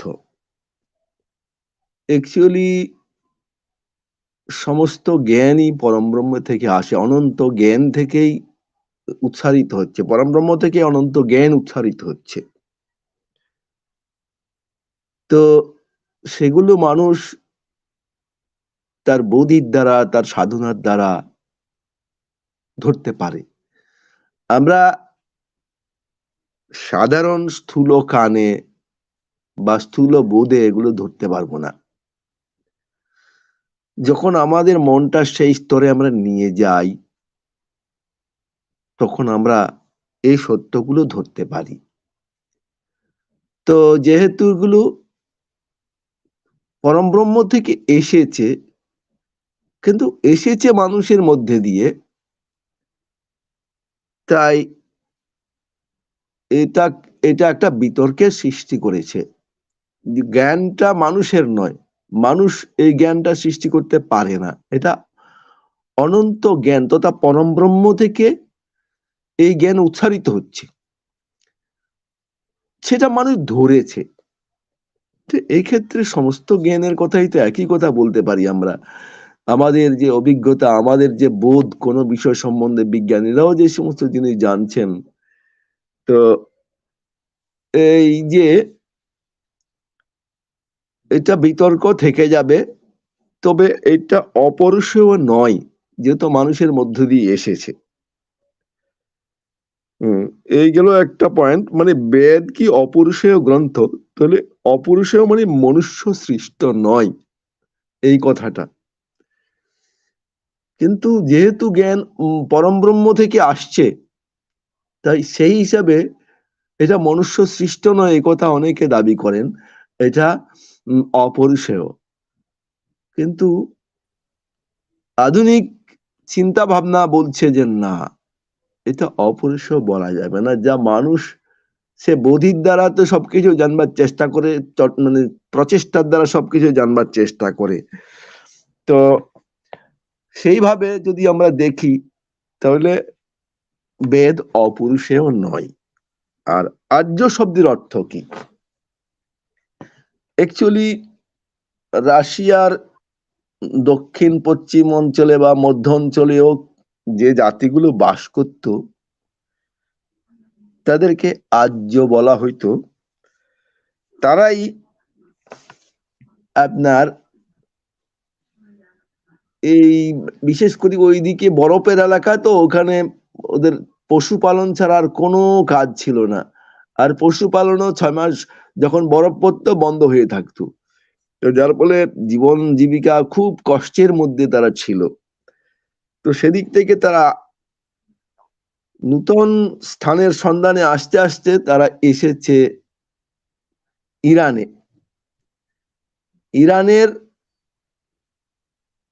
অ্যাকচুয়ালি তখনকার নাম ছিল আর্যন্য ব্রজ বলা হইতো। এই জাতিটাকে যারা রাশিয়ার থেকে আইছে, ইরানে কিছুদিন ছিল, ইরান থেকে তারা পশ্চিম দিকে পাঞ্জাবি দিয়ে ভারতেও আসে।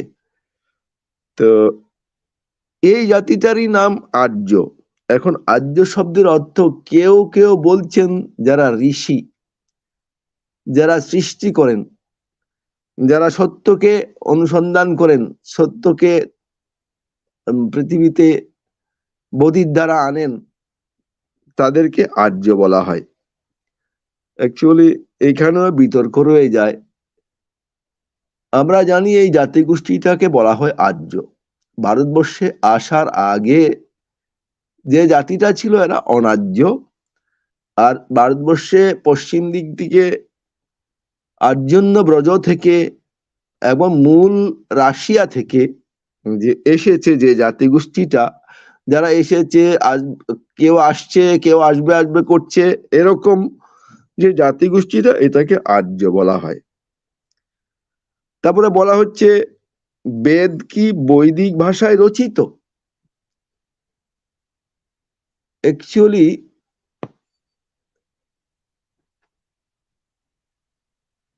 বৈদিক ভাষা বলতে আর্যরা যে ভাষায় কথা বলতো, সে ভাষার নাম বৈদিক ভাষা।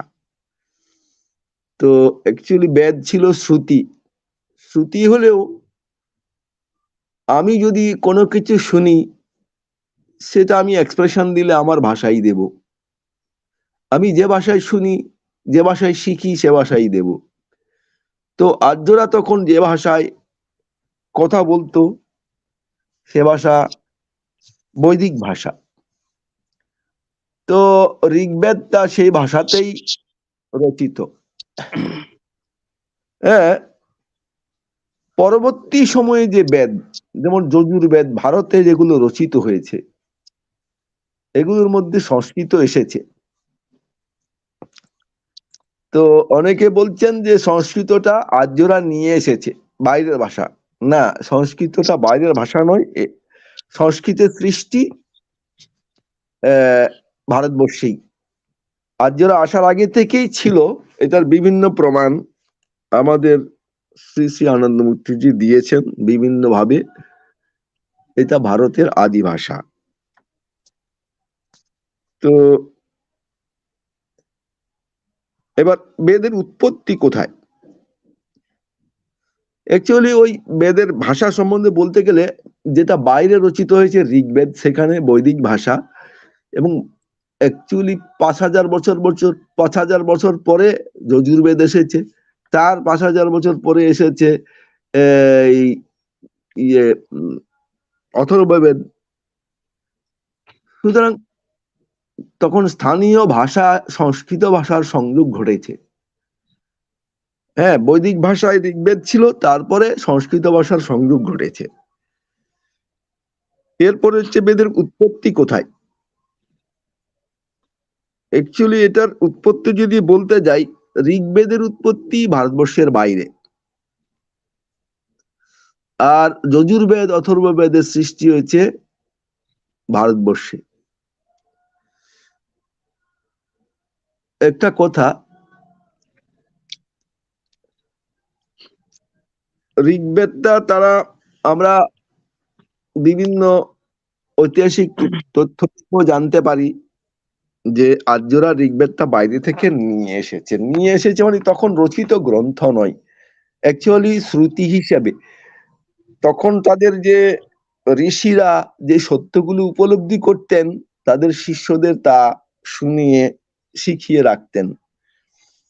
তো সেই হিসাবে শ্রুতি হিসাবে এটা বাইরে থেকে এসেছে। আর যজুর্বেদ অথর্ববেদ গুলো ভারতবর্ষে সৃষ্টি হয়েছে।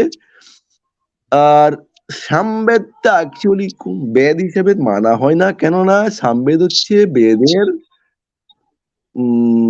বেদকে নিয়ে রচিত সঙ্গীত অংশ, সঙ্গীত গান, সঙ্গীত অংশ হচ্ছে সামবেদ। আর বেদে কি তন্ত্র এসেছে, অ্যাকচুয়ালি তন্ত্র আর বেদের পার্থক্য ব্যাপারটা হচ্ছে এই,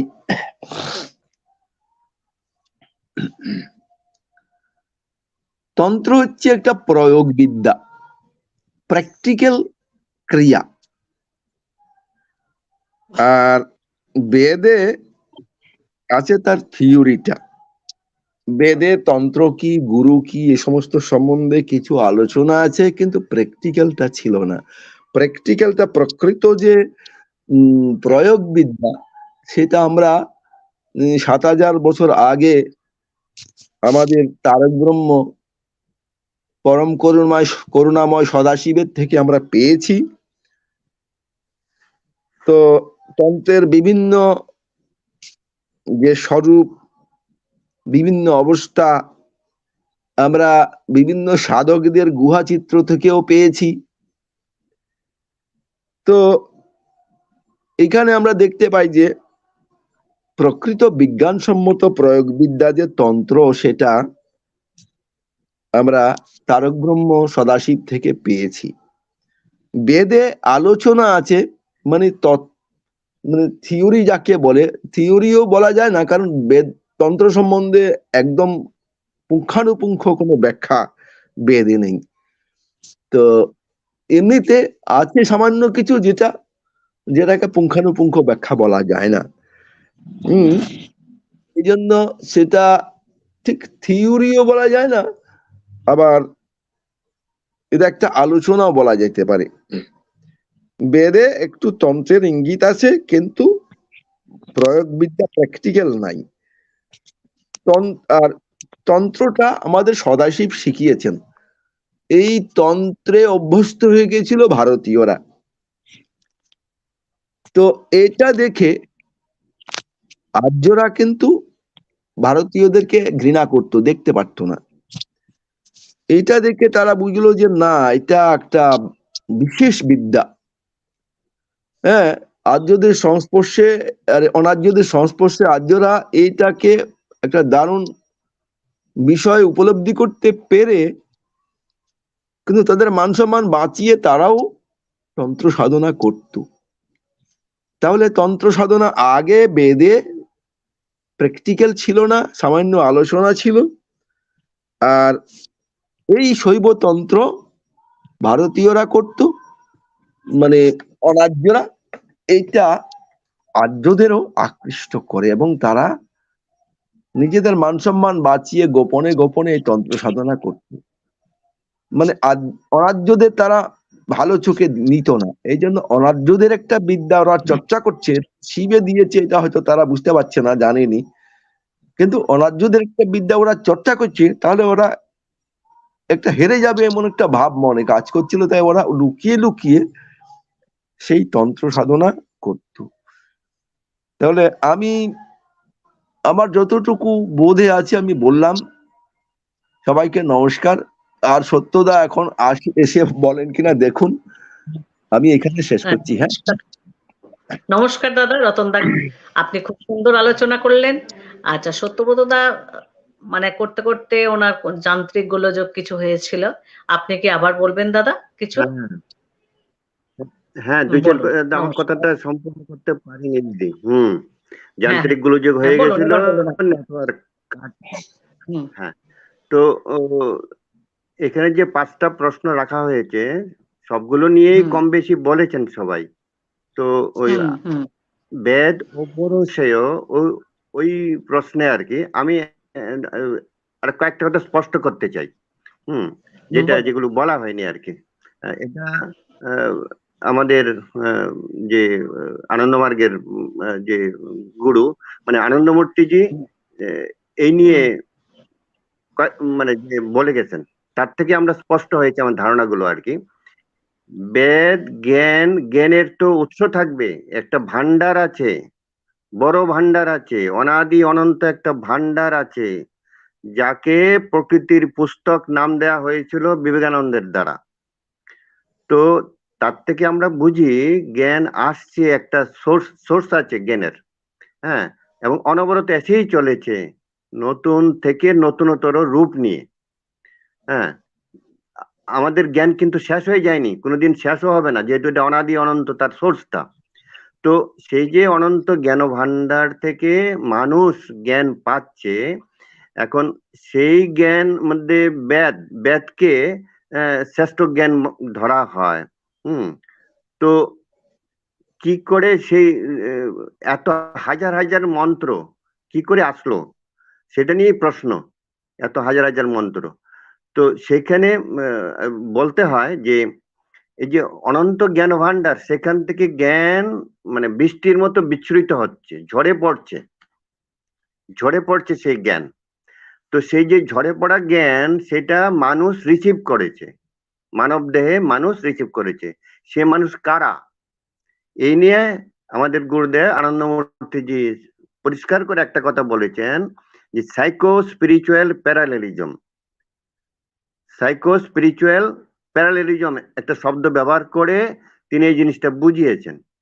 হ্যাঁ, বাংলা হচ্ছে মানস আধ্যাত্মিক সমান্তরালতা। আধ্যাত্মিক তরঙ্গ জগতে আছে, সেটা ইনফাইনাইট ওয়েভলেন্থে চলছে বলে সরল রেখা আকারে চলছে আধ্যাত্মিক তরঙ্গ।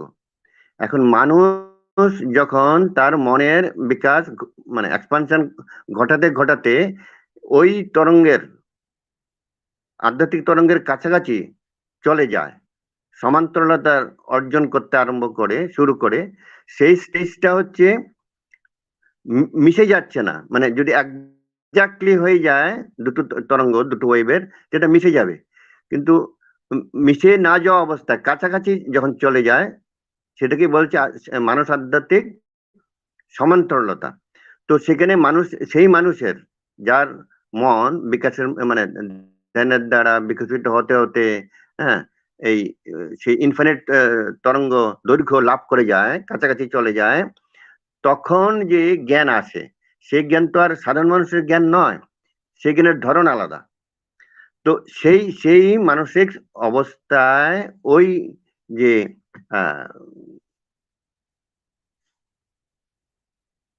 বেদে যে জ্ঞানটা দাবি করা হচ্ছে পরাগ জ্ঞান, সেই জ্ঞান কিন্তু তখন তারা সেই ইয়েতে মানুষ ভূমিতে রিসিভ হয়।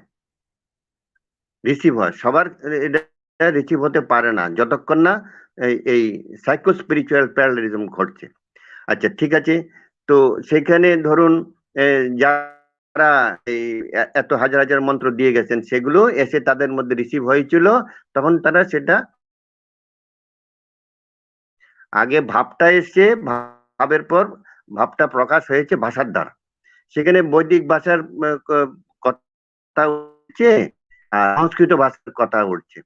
বৈদিক ভাষাকে বলা হচ্ছে বিদেশি আর সংস্কৃত ভাষাকে বলা হচ্ছে ভারতীয়।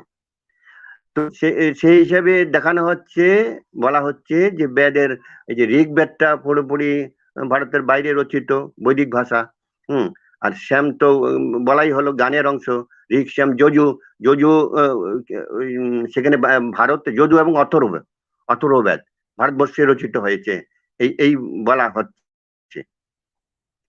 তো যজুর্বেদ মাঝামাঝি অবস্থায় বোধ হয় তখনই আপনার ওই শিবের পিরিয়ডটা এসছে, সদাশিব বা শিবের।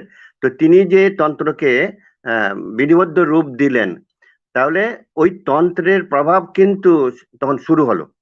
এবং আমাদের গুরুদেব আনন্দমূর্তিজি কিন্তু অথর্ববেদের কথা বলতে গিয়ে খুব পরিষ্কারভাবে বলেছেন যে তন্ত্রের প্রভাবে মানে এই মহর্ষি অথর্বাই সর্বপ্রথম ব্রহ্মবিদ্যা লাভ করেন, ব্রহ্মজ্ঞান লাভ করেন, এই কথাটা কিন্তু তিনি বলে গেছেন। কাজে তন্ত্রের প্রভাব পড়তে শুরু করেছিল এবং অথর্ববেদে সেটা ম্যাচুরিটি লাভ করে। অথর্ববেদে মহর্ষি অথর্বাই সর্বপ্রথম এই ব্রহ্মবিদ্যা লাভ করেন। তো এখন কথা হলো যে অপরসেয় আর পৌরসেয়, এখানে তো মানে স্পষ্ট করে আমি দেখছি যে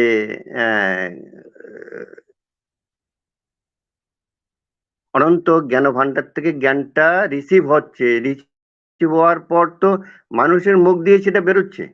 কাজে যখন মুখ দিয়ে সেটা ব্যক্ত হচ্ছে, তখন সেটাকে কি আমরা মানব সৃষ্ট বলবো না ঈশ্বর সৃষ্টই বলবো?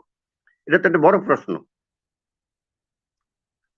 ঈশ্বর সৃষ্ট বললে মানে অনন্ত জ্ঞান ভান্ডার থেকে আসছে সেই জ্ঞান, মানুষের মুখ দিয়ে প্রকাশ হচ্ছে, প্রকাশ হওয়ার পর শ্রুতি শাস্ত্র হিসেবে শুনে শুনে চললো কিছুদিন, তারপরে গ্রন্থে লিপিবদ্ধ হলো এটা। তো সেটা তো মানুষের মাধ্যমেই হয়েছে। এখন এটা তো খুব পরিষ্কার কথা যে গ্রন্থ মাত্রই মানব সৃষ্ট। তাহলে বেদকে আবার বেদ গ্রন্থ যখন ঋক্সাম যজুর্বেদের হিসেবে আমরা এখন গ্রন্থের মধ্যে পাচ্ছি সেই বৈদিক আলোচনা, তো সেটা তো মানব সৃষ্ট বলবো না ঈশ্বর সৃষ্ট বলবো, সেটা তো একটা প্রশ্ন, তাই না?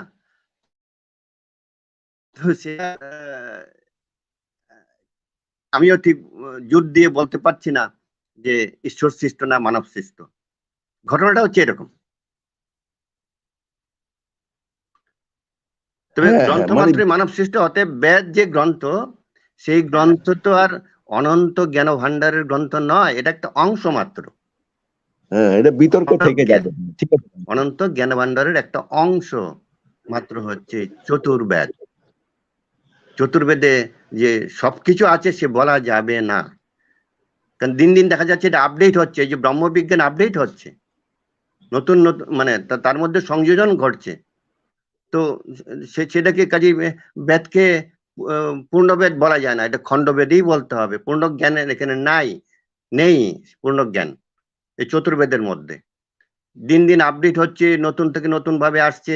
যেমন আনন্দমার্গের যে ব্রহ্মবিজ্ঞান, ব্রহ্ম ব্যাখ্যা, ব্রহ্মের ধারণা, এই যে আনন্দ সূত্রম যখন দর্শন দিলেন আনন্দমূর্তিজি, এখানে অনেক কিছু নতুন ভাবধারা সংযোজন হয়েছে। অতএব চতুর্বেদ পূর্ণবেদ বলা যায় না, খণ্ডবেদই বলতে হবে।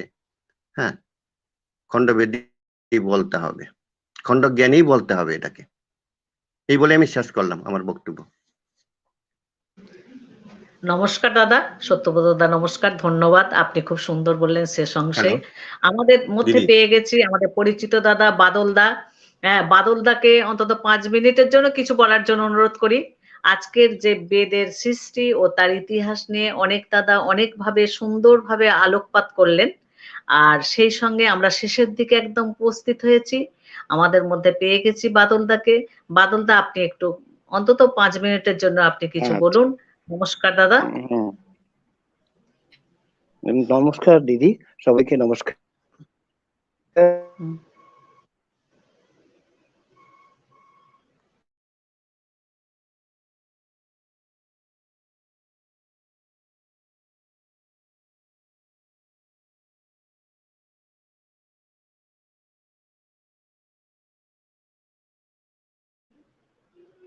দাদার কথা শোনা যাচ্ছে না। ও ও আচ্ছা আচ্ছা আচ্ছা আচ্ছা আচ্ছা আচ্ছা। শোনা যাচ্ছে? হ্যালো। এবার শোনা যাচ্ছে। হ্যাঁ, শোনা যাচ্ছে দাদা। আচ্ছা আচ্ছা আচ্ছা আচ্ছা আচ্ছা আচ্ছা। আপনি শুরু করুন। পার্থক্যটা হলো বেদের অনেক কিছু বলা আছে, অনেক সত্যের কথা বলা আছে, আর তন্ত্র হচ্ছে কি প্র্যাকটিক্যাল। এটা রতন দাও বলেছেন। আমার যদ্দূর মনে হয়েছে বেদে কিন্তু বিরাটের কথাটা বেশি করে বলা হয়েছে, ভূমার কথাটা বেশি করে বলা হয়েছে, ব্রহ্মের কথা বেশি করে বলা হয়েছে। আমার মনে হয়েছে এটাই যে অনুর কথা কম বলা হয়েছে। অনুর কথা মানে কি, যে আমরা আমাদের যে মানব শরীরটা যে আছে, শরীরে কি কি আছে, শরীরে যে চক্রগুলো আছে, তারপরে শরীরে যে মানে কুলকুণ্ডলিনী শক্তি, সেটা কি করে জাগাতে হবে, মন্ত্রের সাধনা, এই বিষয়গুলো আমার মনে হয় যে তন্ত্রে বেশি করে সেগুলো রয়েছে। যার ফলে হচ্ছে কি যে তন্ত্র সাধনাটাই হচ্ছে প্র্যাকটিক্যাল সাধনা।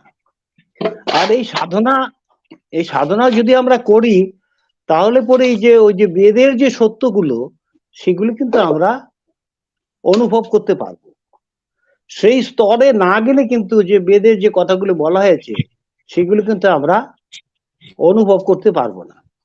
কাজেই বিজ্ঞানসম্মত যে তন্ত্র সাধনা, সেটার মাধ্যমে কিন্তু আমরা বেদের যে সত্যটা সেটা অনুভব করতে পারবো। এটুকুই আমার বক্তব্য।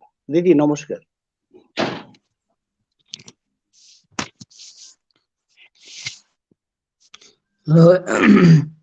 এখানে আমার একটা বক্তব্য রয়েছে আপনাদের কাছে, যে সেটা হলো বেদ। আমি বেদকে মানি, বেদকে ভালোবাসি।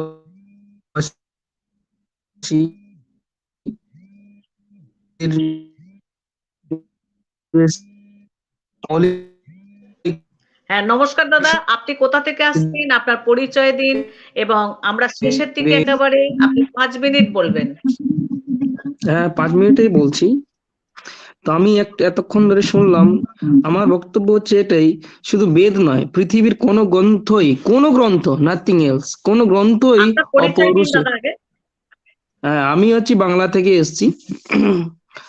আমি আমি পশ্চিমবঙ্গেরই একজন লোক, আমি পরে বলছি। তো পৃথিবীর কোনো গ্রন্থই অপৌরুষেয় হতে পারে না, ইট ইজ ইম্পসিবল। অপৌরুষেয় শব্দটা কোনো গ্রন্থের সঙ্গে জুড়ে দেওয়া মানে একটা অন্ধবিশ্বাসকে প্রবেশ করিয়ে দেওয়া, ডগমা, চরম অন্ধবিশ্বাস, শুধু অন্ধবিশ্বাস না, চরম অন্ধবিশ্বাস। অপৌরুষীয় মানে অলৌকিক। একটা অটোমেটিক্যালি একটা বই কখনো সৃষ্টি হতে পারে যদি না কেউ লিখে? একটা মানুষ নিশ্চয়ই কেউ না কেউ লিখেছে। তার মধ্যে যখনই একটা কোনো মানুষ লিখছে, একটা অনুসত্তা বা একটা মানুষ, তো পরম পুরুষ একটা হতে পারে না। মানুষ তো বেদে বলা হয়েছে ব্রহ্ম অনন্ত সত্তা। তো অনন্ত সত্তা নিজের থেকে তো লিখছেন না, তিনি কল্পনার মাধ্যমে তো তার একটা আকাশে অটোমেটিক্যালি একটা পাতা সৃষ্টি হলো, পাতার উপরে অটোমেটিক্যালি লিখিত হলো। এইটা যদি হয় যে অটোমেটিক্যালি আকাশের উপরে একটা পাতা, অনেকগুলো কাগজ জড়ো হয়ে গিয়ে অটোমেটিক্যালি একটার পর একটা পাতা লিখিত হলো, এটা যদি হয়ে থাকে তাহলে সেটাকে বলবো অপৌরুষীয় গ্রন্থ। কারণ এখানে কোনো পুরুষ নেই, কোনো ব্যষ্টি নয়, কোনো সত্তা গিয়ে সেখানে সেটা লিখেনি, অটোমেটিক্যালি আকাশ থেকে ড্রপিং করলো। যখনই একটা কোনো মানুষ লিখবে, তখন একটা নিশ্চয়ই, এখানে তো পরিষ্কার ভাবে লিখে আছে, ঋষি অথর মানে বিভিন্ন ঋষিরা প্রথমে তারা অনুভব করেছিলেন, তারপর সেটা মুখে মুখে শুনতেন, পরবর্তীকালে সেটা লিখিত হয়েছে। তাই অপৌরুষেয় এই যে ধারণাটা টোটালি রং থিঙ্কিং, একবার অন্ধবিশ্বাসপূর্ণ। অপৌরুষীয় বলে পৃথিবীতে কিছু হয়ই না, হতেই পারে না। এটাই আমার বক্তব্য। ধন্যবাদ, নমস্কার। নমস্কার। আজকে আমাদের মধ্যে আর এক নতুন অতিথি এসেছেন। দাদা, আপনি কি কিছু বলবেন? আপনার পরিচয় দিন এবং আপনি যদি কিছু বলতে ইচ্ছুক হন বলুন।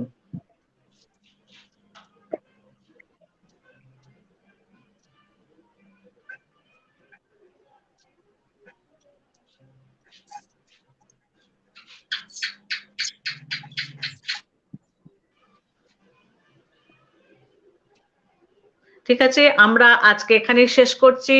সকলকে নমস্কার। শ্রোতা বন্ধুদেরও নমস্কার জানাই। শ্রোতা বন্ধুরা সকলেই আমাদের এই অনুষ্ঠানটা কেমন লাগলো আপনারা জানাবেন। আমরা তাহলে আগামী দিনে। হ্যাঁ বলুন। বলছি একটু ওনার নাম বলবেন তো? তো উনি কনফিউজ হয়ে গিয়েছেন। আচ্ছা, এখানে রয়েছেন সত্য জানার প্রয়াস। দাদা শুনতে পাচ্ছেন? আপনি কিছু বলবেন নাকি? হ্যালো, উনি কিছু বলছেন না, আমার মনে হচ্ছে ওনার। বলছেন না বলে আমি শেষ করতে চাইছি।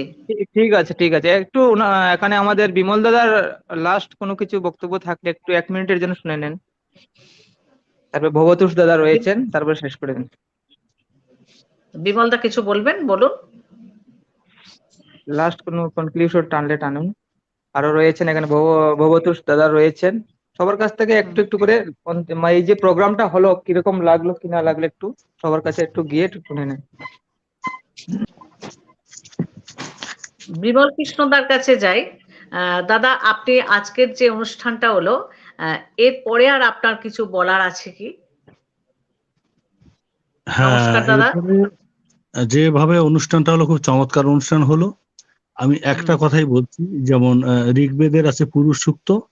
এই পুরুষ সূক্তের যে ঋষি তিনি হচ্ছেন, সেই ঋষির নাম হচ্ছে নারায়ণ ঋষি।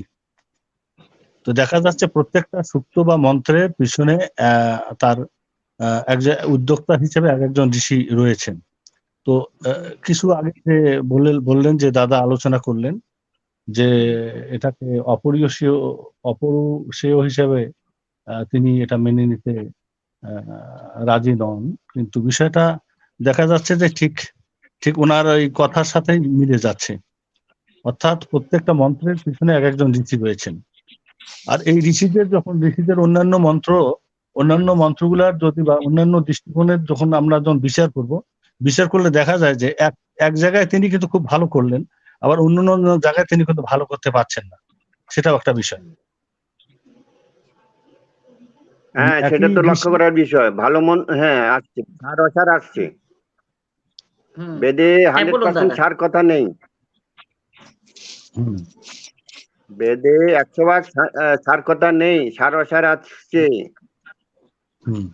ঈশ্বর আবার অসার বলবেন কেন? হ্যাঁ, সেটাই।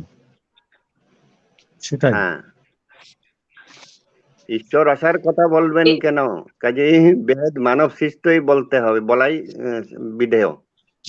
সব গ্রন্থ মাত্রই মানব সৃষ্ট। বেদ একটা গ্রন্থ, 4টে বেদ মিলে গ্রন্থ। হ্যাঁ, এই পুরুষ সূক্তেরই মনে করেন যে 1 নম্বর সূত্রে যেটা আছে সহস্র সৃষ্টে পুরুষ, যেটা আপনারা সবাই জানেন, আমরাও জানি। এইটার 12 নম্বর মন্ত্রে আছে ব্রাহ্মণ্য হস্য মুখমাসিত, হ্যাঁ, বাহু রাজন্য কৃত। এই যে অর্থাৎ সে পুরুষের যে মুখ থেকে ব্রাহ্মণের উৎপত্তি, তারপরে তার বাহু থেকে ক্ষত্রিয়ের উৎপত্তি, উরু থেকে হচ্ছে আপনার কি বলে বৈশ্যের উৎপত্তি, এবং এই যে বিষয়গুলো আসছে, এই যে বিষয় একই ঋষি একই মন্ত্রের মধ্যে দেখা যাচ্ছে, কিন্তু মানুষের অবৈজ্ঞানিক। তাহলে এখানে দেখা যাচ্ছে এই যে পুরুষ, তার একটা অবয়ব আছে, তিনি তো নিরাকার নন, যেহেতু তার একটা মুখ আছে, একটা মাথা আছে, সহস্র মাথা আছে। এই যে বিষয়গুলো আছে, ব্যাপার হলো কি, এটা আলোচনা করতে গেলে অনেক দূর এগিয়ে যায়, অনেক কথা আসে। ফলে হচ্ছে কি, এখানে দাদা একটু আমি এখানে বলতে চাই, যে বেদ যদি চরম সত্য হয়, ধ্রুব সত্য হয়, যদি একবারে স্রষ্টার জ্ঞান হয়, একেবারে চরম পরম সত্য হয়, তো যে যে জিনিস সত্য সে তো অপরিবর্তিত হবে, সর্বজন গ্রাহ্যনীয় হবে, তাকে তো কেউ অগ্রাহ্য করতে পারে না। সব জায়গায় তার সত্য, সেখানে সব জায়গায় তার সিদ্ধ, সত্য বলেই সিদ্ধ হবে। হুম, এটা তো কখনো অসত্য বলে অসিদ্ধ হতে পারে না। হুম, তো এই ধরনের, তাহলে বেদ যদি সত্যিকারের সত্য হয়ে থাকে, অপৌরুষেয় গ্রন্থ হতে থাকে, তাহলে একটা শ্রেণীর মানুষ মানবে, একটা শ্রেণীর মানুষ মানবে না, এটা তো হতে পারে না। তাহলে এখানে কোনো বৈজ্ঞানিক বা বিজ্ঞান চিন্তাশীল কোনো মানুষই এটা মেনে নিবে না, যেটা এটা হচ্ছে এই মানে কি বলবো, যে অপৌরুষেয় বিজ্ঞান যদি চরম সত্য হয়ে থাকে, তাহলে সেই সত্য গ্রন্থটা বিজ্ঞানের ধারাকেও তার সাথে সিদ্ধ হয়ে যাবে, সে বিজ্ঞানও তার কাছে মানে হার মেনে যাবে, যে বিজ্ঞানও তাকে স্বীকার করে নিবে যে না, এটা যেটা বলেছে সেটা ঠিক। কিন্তু বিজ্ঞান এখানে হুম। অযৌক্তিক কেন বলছে? বিজ্ঞান তো কোনো ইললজিক্যাল নয়। নিশ্চয়ই অপৌরুষীয় শব্দটাই ভুল। পৃথিবীতে যেখানে অপৌরুষীয় শব্দটা ইউজ করবে কোনো গ্রন্থের আগে, এটা ভুল শব্দ। হুম, ব্যাস, আপনি বলুন দাদা। ঠিক কথাই বলা হচ্ছে। সেটাই সেটাই অর্থাৎ যে কোনো জিনিসকে মানুষ সমর্থনযোগ্য যুক্তির কথাই দ্বারা বললো সুধা। এবং গবেষণার দ্বারা, বিজ্ঞানের দ্বারা এবং যুক্তির দ্বারা অথবা বিজ্ঞানের দ্বারা সেটাকে প্রমাণের চেষ্টা করবে। বুদ্ধিমান মানুষ, চিন্তাশীল মানুষ, হ্যাঁ, মেধাসম্পন্ন মানুষ অবশ্যই যুক্তির মাধ্যমে বিচার করবে। তারপরে যুক্তির সর্বোচ্চ যে যুক্তি, সেই যুক্তি হলো বিজ্ঞানের মাধ্যমে যে প্রমাণ। আমরা যদি যুক্তির বিচারেই প্রমাণ করি, যুক্তির বিচারও দেয়, তাহলে কিন্তু দেখা যাচ্ছে এখানে কিন্তু সেটা ধোপে টেকে না, অপরিসীয় কথাটা এখানে ধোপে টেকে না।